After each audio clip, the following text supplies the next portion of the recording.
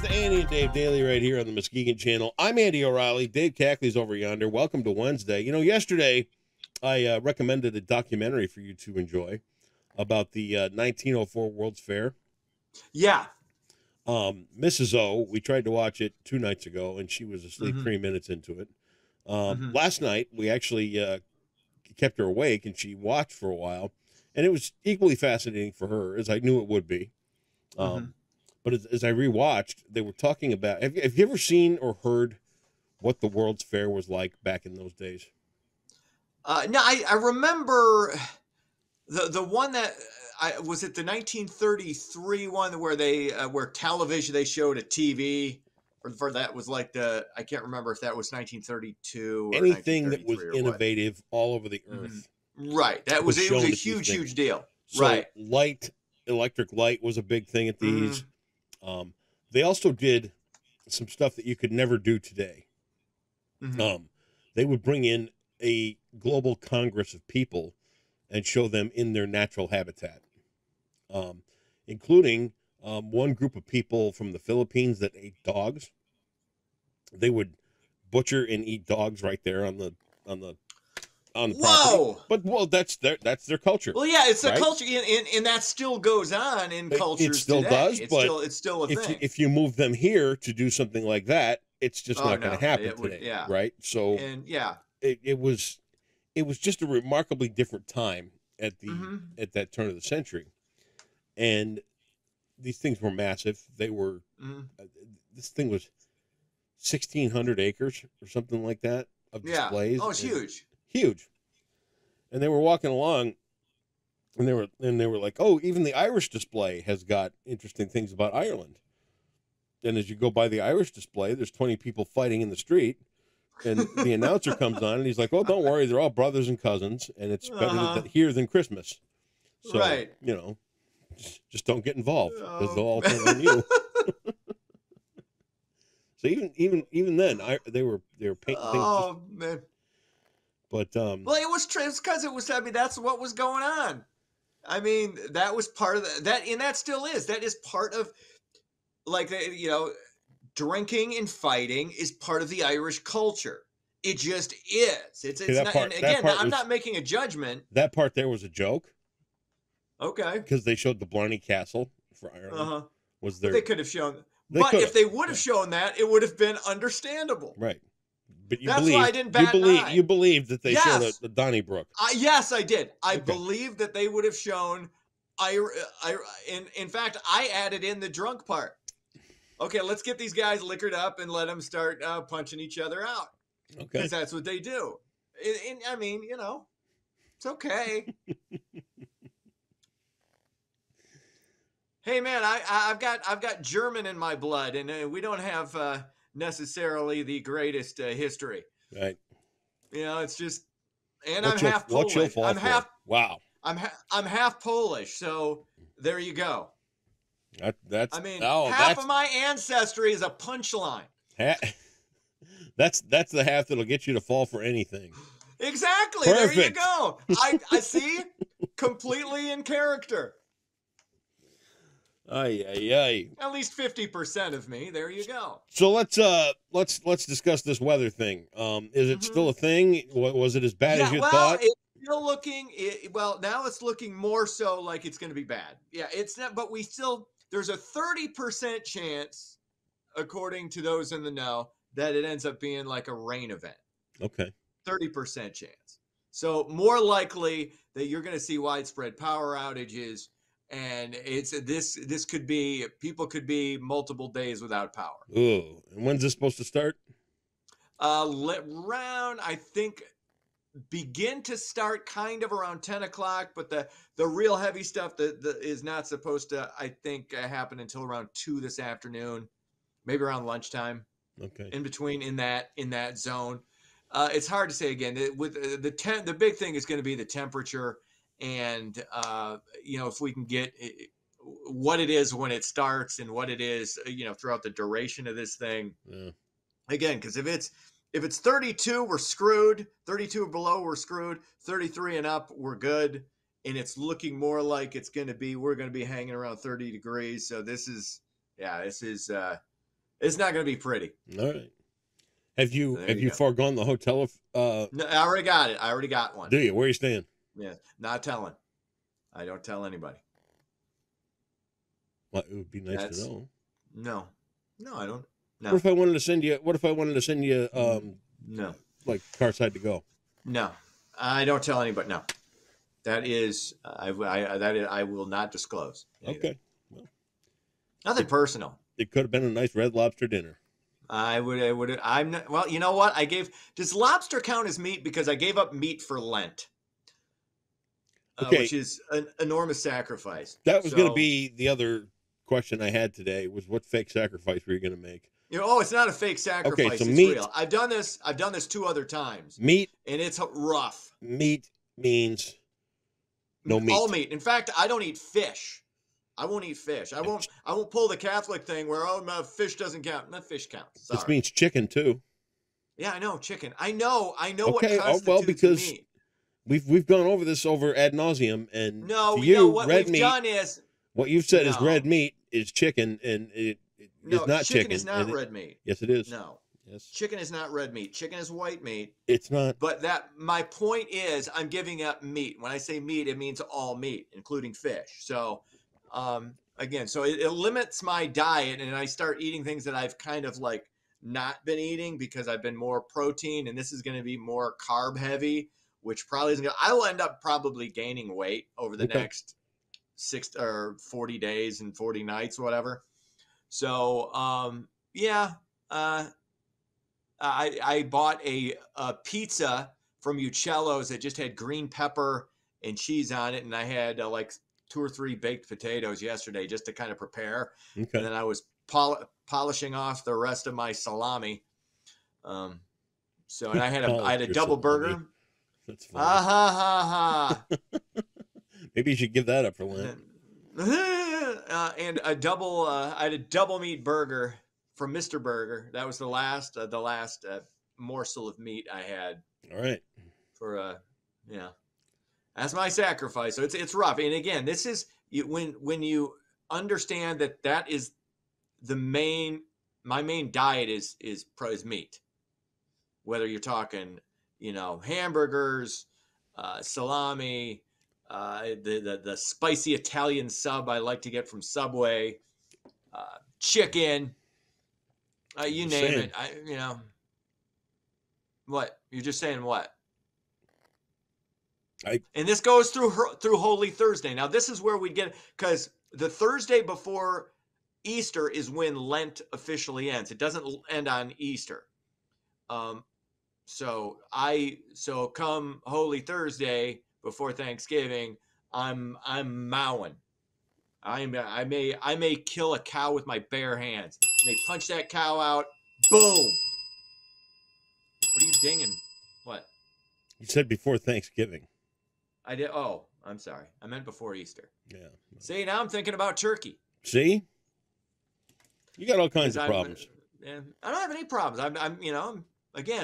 I'm restraining myself, disciplining myself. And the interesting thing is I'm giving up a healthy thing because meat's good for you. Yeah. And I'm going to eat a bunch of crap that's probably not. So, say prayers for me and my health over the next 40 days. Well, I'm going to light a candle. There you go. Oh, thank you. Mhm. I appreciate it. All right, ready to do this? Yeah. All righty then. The U.S. Supreme Court is wrestling with federal law that's given sweeping immunity to internet and social media companies for over 25 years. Communications Decency Act protects social media companies from liability for content posted by individual users. Now, the family of Nohemi Gonzalez is alleging that Google played a role in radicalizing extremists that murdered their daughter by disseminating ISIS videos back in 2015. This is a tough thing because, and both sides have their issues with social media companies from the standpoint, one, from a alleged misinformation standpoint, the other from the fact that, hey, you'll have ISIS on your platform, but you can't have this reporter or that president or, everybody's got their axe to grind in this. And I think most of us agree there needs to be some type of oversight. The problem is, and we run into this, we butt into this every single time we talk about this particular issue. There isn't an entity that you can trust to oversee this, and therein lies the rub. The problem isn't whether or not there needs to be some regulation. It's who do you trust to do it? And I haven't seen anybody that's proven themselves trustworthy yet. So I would just as soon keep it as is. Let the companies decide who they want to have on their platform and who they don't want to have on their platform. And, they can restrict what they want or keep things as open as they want. And as long as you're not encouraging violence, physical violence, I think you got to kind of just let it go and hope for the best. If I don't see any other way around it. I think that we employ the same level of standards and practices that we put on ourselves as broadcasters for our entire career, and we accept the fact that the Wild West just cannot be on the internet, nor can it be on television or radio or whatever. And simple standards of what is. I'll give you another great case in point. It's not that simple, though. It is that simple. I'll tell you why. How so? I'll boil it right down. Okay, I'll boil it right down to one instance over the weekend. Go ahead. Twitter has become an absolute, complete shit show. It just sucks. In what way? Well, how so? If you'll shut up, I'll finish. I've figured out how to watch just what there's the suggested, and then there's what you followed. Right. I just figured that out. So what I followed, I'm going to follow that feed, what I followed. 2 points over the weekend. I had to spend over 20 minutes a shot getting rid of gay porn. Now, I promise you this. At no point have I ever had to pause to occasion to go, oh, I'd like to see some gay porn, and I'll follow that on Twitter. Now, I'm not against gay people. I am not against pornography if it's something that people are getting paid to participate in and it's something they elect to do as adults. However, me being the hapless Twitter user who has never asked to be on a gay porn feed, getting barraged with this, let's say I'm sitting in the mall or at a kid's basketball game and I open up my Twitter feed. And all of a sudden, I've got page after page after page of nothing but gay porn. Can you see the problem that might cause? I do, and I'm fine with them eliminating porn from the. If you want to say, hey, you can't have porn on the, but I why this happened. I can tell you exactly why this happened. Tell me why it happened.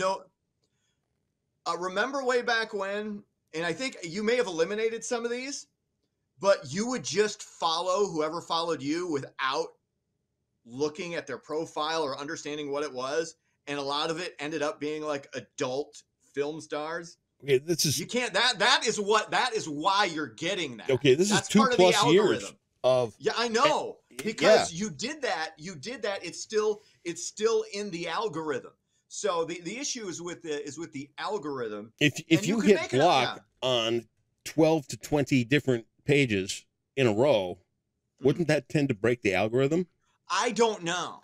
Okay, that's the problem. You don't know. I don't know. We don't know. They've messed with that. So let's make anything XXX on social media something that has to be sought out for. Something that you have to physically go, I would like to view this content. That's a reasonable thing. No, that's reasonable. All right. We got one reasonable thing. That's it. Let's try for two reasonable things. If we see news, quote unquote, coming in from offshore, right, and it's clearly not accurate. It's clearly something set to divide, and it's coming from, and we're sourcing it from Russia or China. Okay, that's different. Like that. Yes, we can push that out. Yeah, you can. Okay, yes, you can. Is that too much to ask? No. But there's a problem with that though.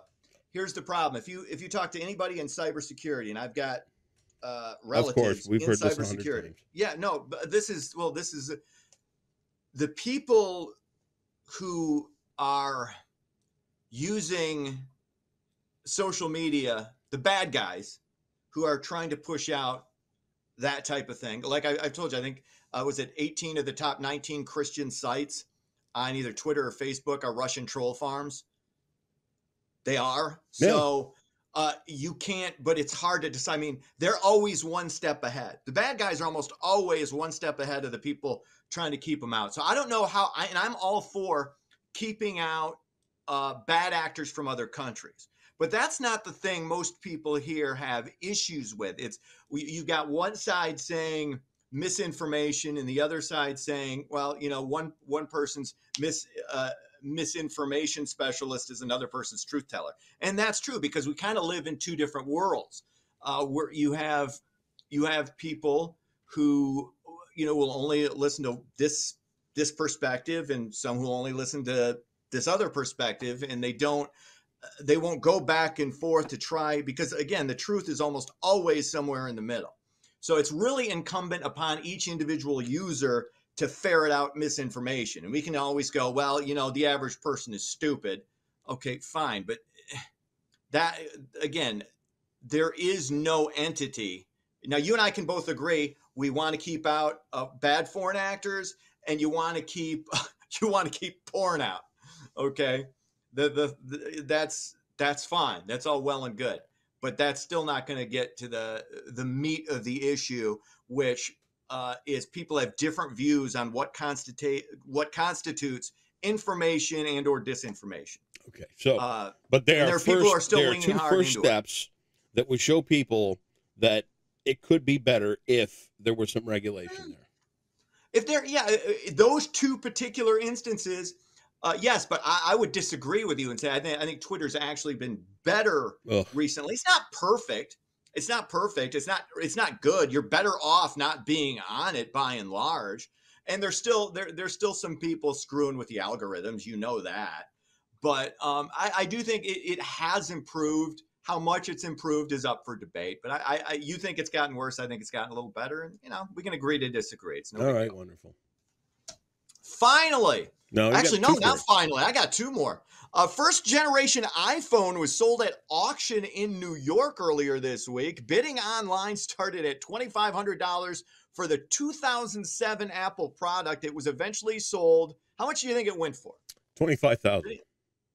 $63,000, more than 100 times its original cost. Why? Is this really? I mean, look at this vintage 2007 iPhone I got 17, 16 years ago. Who cares? It was unboxed. Is it really that much? Oh, there you go. Yeah. And if that's going to be the case, I've got my green screen Game Boy sitting back here. There you go. Oh my God. I'm a millionaire. Dylan, you would think. Good Lord. Finally, a marijuana store in Lansing has been shut down for using illegal products. TAS Asset Holdings is accused of using illicit marijuana in its manufacturing.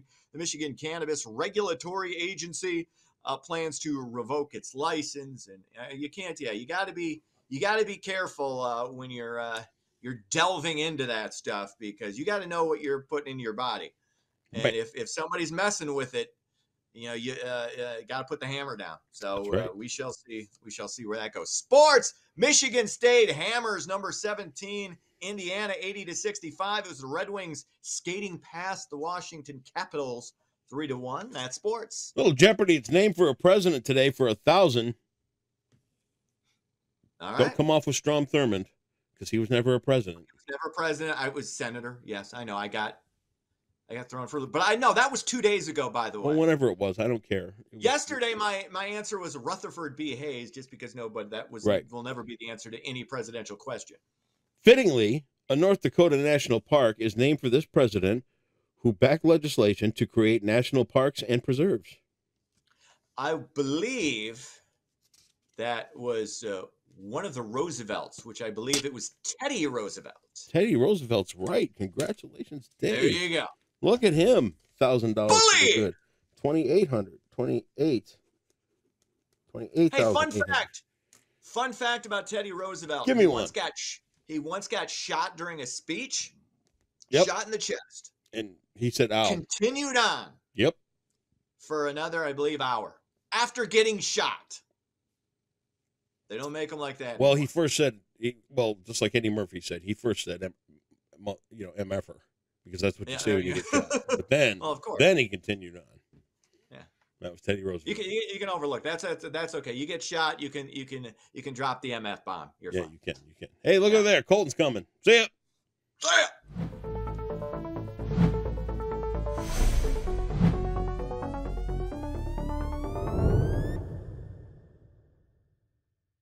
We have quite the mess of precipitation on the way for your Wednesday, so let's look at your forecast, brought to you by Trinity Health. Your weather headlines show mix of precipitation will arrive this afternoon, so conditions will deteriorate quickly as we get later in the day on Wednesday. So by the Wednesday evening commute, roads will be very messy with sleet, some snow, and freezing rain all expected Wednesday afternoon through Thursday morning. So temperature-wise today will be at the freezing mark, which means anything that will be melting aloft will be freezing once it hits contact on the ground. So that's why freezing rain will be possible throughout the day today, but most of it will likely just be sleet. And along with the precipitation falling, we'll also have strong wind gusts up to 40 miles per hour throughout the day on Wednesday, which means if we do see any freezing rain accumulate on power lines, the winds will only help cause power outages across West Michigan. So here's how the storm will likely play out. You can see by 1 p.m. it's already snowing to the north of Muskegon, especially northern Muskegon County, and sleeting around southern Muskegon County, and freezing rain is expected south of Grand Rapids.